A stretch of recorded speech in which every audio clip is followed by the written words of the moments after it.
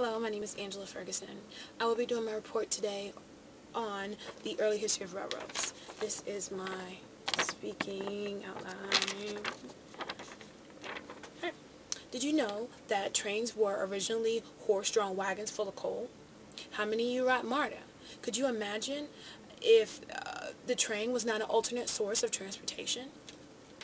I researched many books and many online sources, and I've come to find that railroads shaped the early part of history, not just economically, but just in terms of people's lifestyles, the way they lived. It made things a lot easier. The Industrial Revolution marks the formation of the newly transformed trains. But there was an earlier part that a lot of people don't know about, and that's what I want to discuss with you today. I want to discuss with you how trains transformed from horse-drawn wagons to steam engines, and then later on, of course, it came into other things, but that we won't be talking about today. Wagonways were originally the name that they had back in the 1500s. They started in England, and in 1957, Hastings, 1972, records England as being the first reference of obtaining rails. They used wooden rails because they found it easier to glide along dirt roads, because unlike now, they didn't have highways or anything else to, cars or anything like that. So they came up with a method to drag these wagons along with ease to get to their next location faster. And that's where the train concept came from. In 1630, Beaumont designed wagon roads so that these wagons that were pulled by horses can glide easier.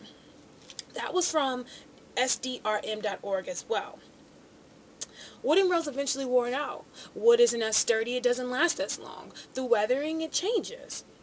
In 1768 through 1771, Richard Reynolds and the Coal-Brookdale Company changed the wood to cast-iron rails. That was Hastings, 1972. So, in doing that, the name wagonways changed to tramways. They were still horse-drawn, though. They just changed the name because of the iron being changed to wood. In 1776, not only were they replacing the rails, they were replacing the wheels on these wagons and making them iron as well.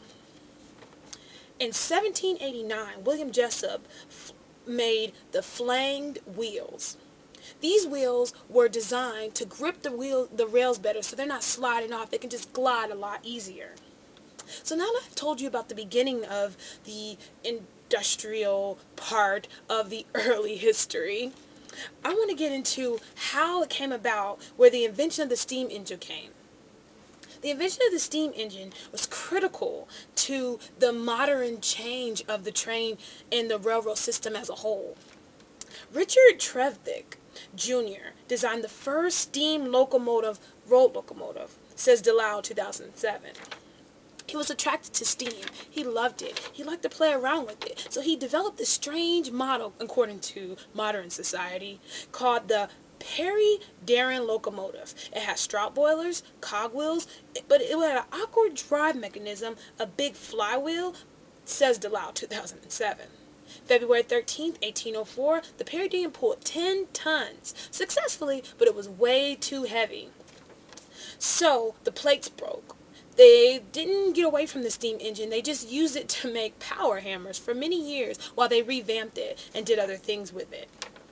The Perry-Darren was considered the first steam-powered rail.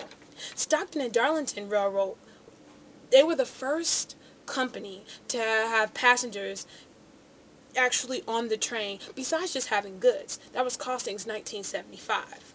George and Robert Stephenson made the first locomotive for the Stockton and Darlington Railroad Company in September 1825. That was Hastings, 1972, as my cited source. He was hired as an engineer. He had many ideas, but in England, the society ejected the idea of the trains because they were too loud and there were all these problems, and they were saying that it messed up society's noise as a whole, and they just weren't trying to accept it.